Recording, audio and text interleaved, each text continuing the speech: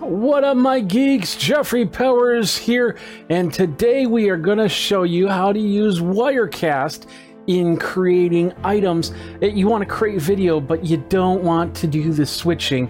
There's easy ways to do this, to actually record all the video sources, then turn around and put them into an editor to then create the video that you really wanted to do. And I'm going to show you how to do that next on Geekazine.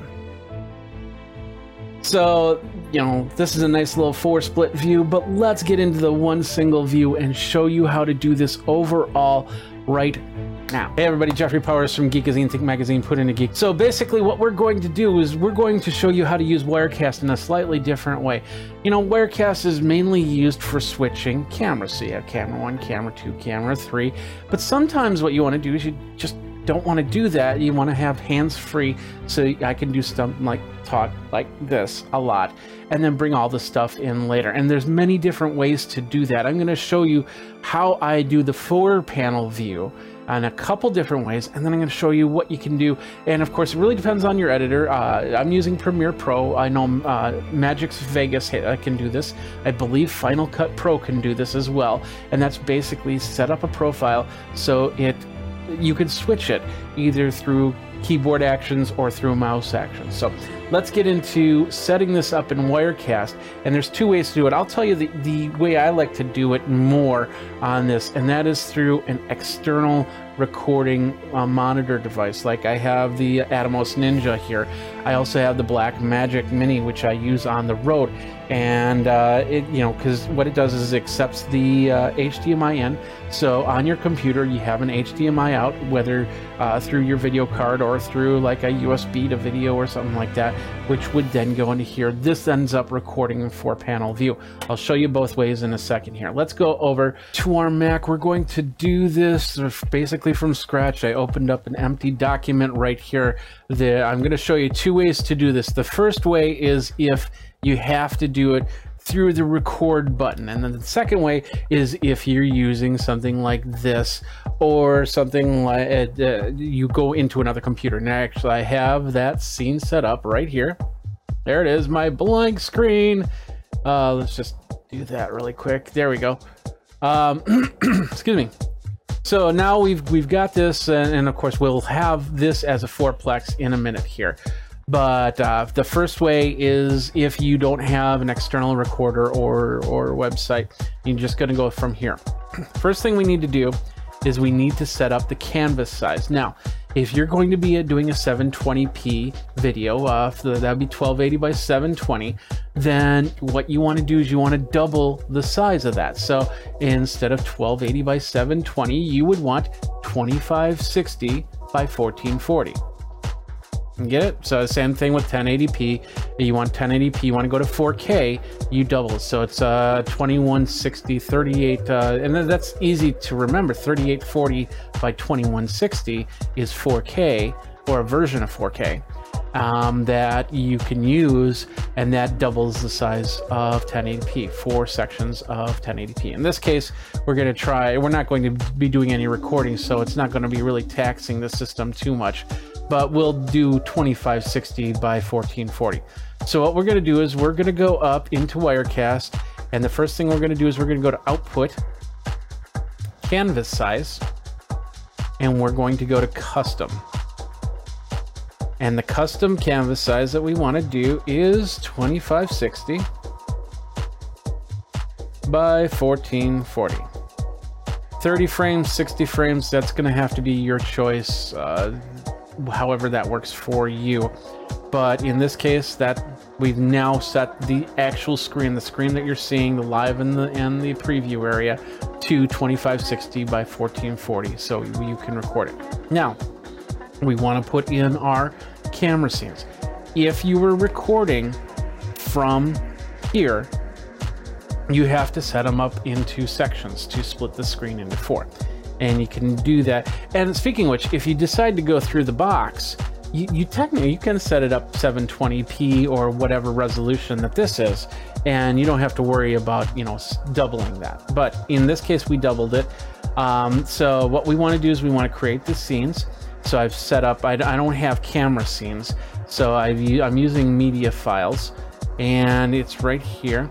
We got one, and the best part about that is once you set the file size to double, then when you import your camera scenes at 720p, they'll be the right size. All you have to do is drag it to the corner, and the snapping feature that Wirecast has now really makes it really nice to put these into corners. So you could do it this way, and you can go through each master layer, but if you go through each master layer, you have to activate each master layer. So we'll do it this way for this part.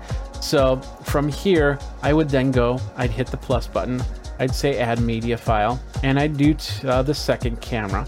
Now, when you're doing the second camera, if it's got an audio source and a video source, you want to make sure that you're turning the audio source off. Otherwise, you're going to get echoes, and you don't want that. So now we've got 2 corners. Now we're going to do the third one. Bring this over this corner, the last one 4. And of course, if you have different camera sizes, like one of your cameras does 1080p, you'll have to resize it. But once again, with the Snap 2 feature, it makes it fairly straightforward, very easy to do that. And if you want to bring in more camera shots, you're more than welcome to, but you got to remember, even with some sort of upscaling, there is still a limit as to the size. And of course, if your computer can handle recording at those resolutions, even though it's one scene, it's still 4 cameras coming in, and that's still taxing your system. So now we've set up the scene. The next thing we need to do, we could go live right now, and we have all 4 camera scenes. We'll just do the one so this doesn't get confusing. So you have all 4 camera scenes. Basically, you would record from here, but before you record, just like with the screen, you have to create a profile to output from. So in this case, we're going to output to MP4, and we're going to go OK. And the default is 720p 30, 4 megabits for the render, H.264. Now I've created one called 4-panel. I'm just going to go to that one really quick, and then we'll go to edit to take a look at it. From 4-panel, I have this set at 2560 by 1440. I did 29.97 frames per second. I quadrupled what the default was. The default was 4 megabytes, so we went to 16 megabytes. And you can go 16 to 20 and if you go less, you're going to lose on quality. We're going to keep the very fast encoding, but sometimes you might want to just drop it down to let everything catch up. And then, of course, I do a keyframe every 60 seconds. We can do a time code if we want every 30. We keep it at 128 kilobits per second, and we hit save. And then we hit OK. Now it's ready to record 4 cameras in each corner. There is one thing you might want to think about doing when you do this, and that is going into each shot layer. This is a picture, so we're not going to see it. But when you're doing video, there's going to be an audio and a video time delay. You might want to push that back a second or 2 so it will catch all 4 recordings and put it into one. Give the computer time to put it together, so to speak. And of course, play around with that on your computer to make sure that it's going to work for you, because you don't want to go live and then find out this just didn't work for you, because it's possible it might not work for you. So that's the first way, and that's to basically bringing this in, hit the record button, and go from there. Second way is to go through here or to go through the computer. I do have the computer set up, so let's set it up from here. So we're going to go ahead and we're going to delete this shot. And then what we're going to do is we're going to bring in the media files. But this time, when we bring in each media file, or in this case, it would be a camera, when we go to edit it, in this case, we are going to go do this and this. We're going to do scale to fit. And then camera 2. And then scale to fit. Or in this case, you don't have to do 20. In fact, we could change the output back over to canvas size, a more manageable canvas size of 720p. That way, you're not killing your process. When you bring it into the live area, that's what it's going to see. All the scenes are active, but you're only going to see one. And once again, make sure that your scenes, if they have audio to them, and you'll see the little speaker, make sure the ones you don't want audio for are turned off. And then of course, when you go into Window, you'll go into your audio mixer. You'll see your audio options here. Make sure you choose the one that you want to record. And then of course your audio interface, you want to go to your, in this case, I have it at the display port. So that's what I want, and it'll go through the HDMI cable to your recorder or to your computer with OBS or Wirecast or whatever you have on there. So once you have that set, you're good to go. And even with your output, you can go back to output settings, and in this case, for this type of recording, it's not going to really matter because you're not going to output from there anyway. Now from here, what we have to do is we have to tell the other screen what's happening, because right now the other screen looks like this. So what we want to do is we want to go into output. We want to go to Multiviewer Output, and as you can see, you've got 5 things here: configure display, enable all displays, color, LCD, and then my what's called the B on the HDMI or my display port. And then this one right here, hide all displays when application is in the background. This is important in this part. Make sure that's unchecked. And I think once you uncheck it, it'll stay unchecked until you create a new, and you have to reload Wirecast. But you want to make sure that's unchecked. Otherwise, if you go to a web page or something like that, it will close down that viewer, and you don't want that to happen. So we're going to configure our displays, and we've got, as you can see, we have 2 displays here, in which we want the secondary display. The BD, in this case, it'll be whatever it says for you. 4 slots, 2x2, and you can also use this for a monitor. I do this all the time in live streaming, but in this case, we want 4 slots, 2x2, and what we want is we want our 4 shots. So 1, 2, 3, 4, and then we hit OK. And now our other screen shows this. You see? So now this other screen is capturing the video. You just have to make sure that the audio is either coming, it doesn't have to come through this computer. You can actually, depending on your system, you could push it straight through there. But I like to push the audio through here to go through so it lines up a little bit better. So with that, you have your 4 recordings. Of course, you can also record your audio onto an external card and put it together later if you wanted to, because that's the whole idea, is post-processing. So to get the best sound, to get the best video, you can do it either way. And by this external, all it's doing is external video. And that is a lot easier than recording. It's taking up a lot less process.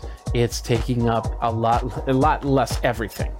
So you can focus on the 4 cameras here to push it out to here. So we've now taken these 4 cameras and we're pushing it out. We hit the record button. Everything's synced up. We're seeing levels. We're hearing audio. We're seeing video.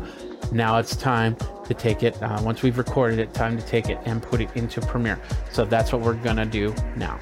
Now I already have this set up because, and I'm using Premiere Pro, and basically I'm not going to show you how to do this in Premiere Pro. There are some videos on how to do that, but basically what I've done is I set up what's called multi-sequence, and as you can see, I have that opening segment that I just did. Yeah, I pre-recorded that, and here it is, the opening segment with the 4 cameras.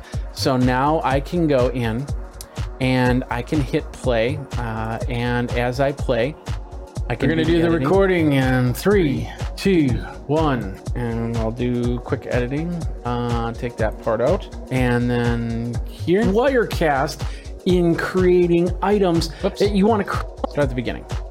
And every time, in this case, every time I click onto one of these 4 boxes, in this case 3 boxes, I'll be able to switch over to the next scene. So it'll go, what up my geeks, Jeffrey Powers here, and today we are going to show you how to use Wirecast in creating items. You want to create video, but you don't want to do the switching. There's easy ways to do this, to actually record it, all the video sources. All right, so we've done that, and now I'm just gonna take the rest of this video and knock it out. Now, and I won't do that too much because you can hear all that, but the point is, here's the screen with all the edits. So we'll go to quick edit here, and today we are going to show you how to use Wirecast in creating items. You want to create video, but you don't want to do the switching.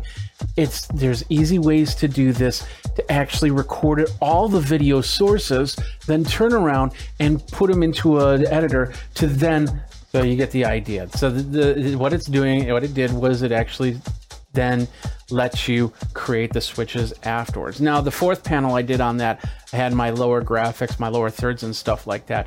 But I realized, you know, if I'm putting in an editor, I'll probably end up putting in the lower thirds on their own into here and work from there. So I decided to get away from that and let it do what it can do.